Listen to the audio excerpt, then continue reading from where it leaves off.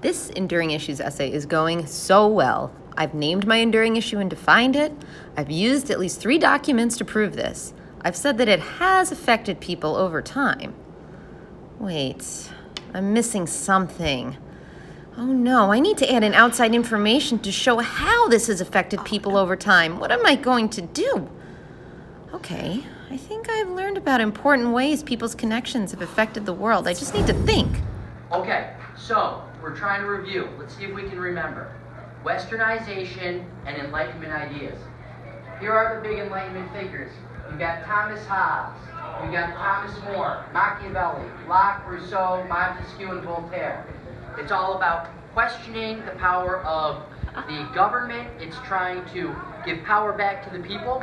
And this is all happening in Western Europe. So Westernization is the idea that other places around the world, places like Russia that didn't participate in the Renaissance, are going to want to modernize their countries and get in on the ideas of the Enlightenment, where they are questioning the power of the church or of the government, and people begin to think for themselves, natural rights.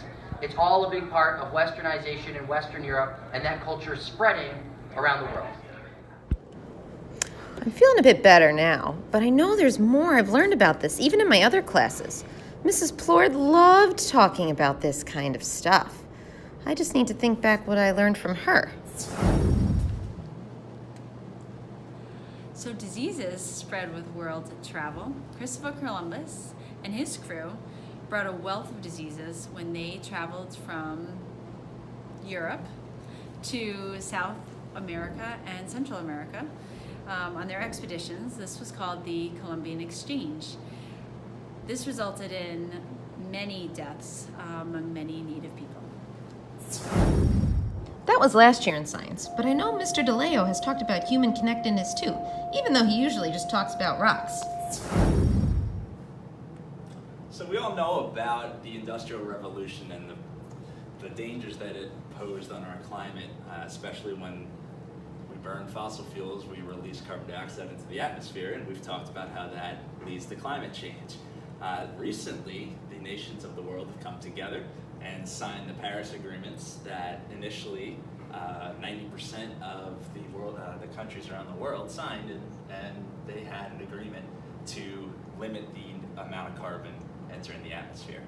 Unfortunately, since then, a couple countries have been debating this, and the United States has dropped out, at least for now, with the hope that new agreements will be made and new levels of carbon will be limited, and therefore the climate change will be lessened.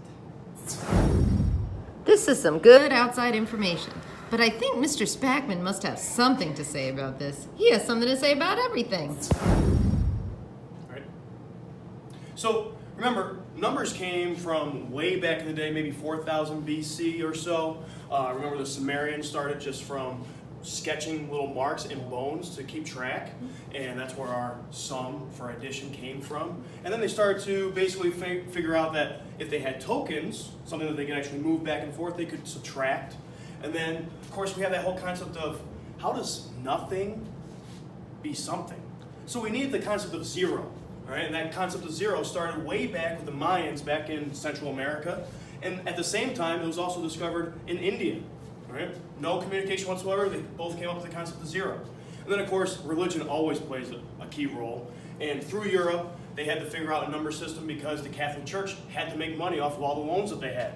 So they figured out if we take the number system from India, along with Fibonacci, great mathematician, his expertise, they came up with their number system so they could start doing compound interest.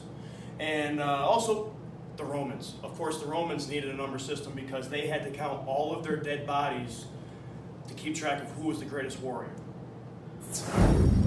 That guy loves his math. That guy. Okay, I think there's one more thing I heard about human interactions shaping the world. It wasn't in a classroom, though. It was Mr. Wolpert.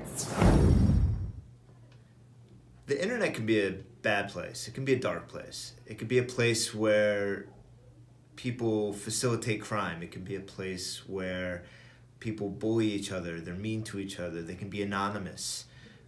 But the internet can also be a very good place. It can be a place that connects people from very far distances. It can be a place where we have a wealth of knowledge, where we can learn answers to questions that otherwise it would take us a good deal of time to find those.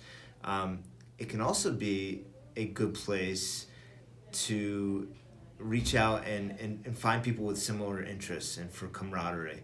The internet's not only good for people, but it's good for businesses so that they can connect with suppliers overseas and they can order parts in quick times. Everyone knows that Amazon is a great thing because you can get what you need quickly. So the internet overall is a good place, but you have to be aware that it has dark corners. This was some great outside information, and I'm so happy that once I stopped and thought about it, I could make it all fit. Good luck on your regents. You all are going to do very well.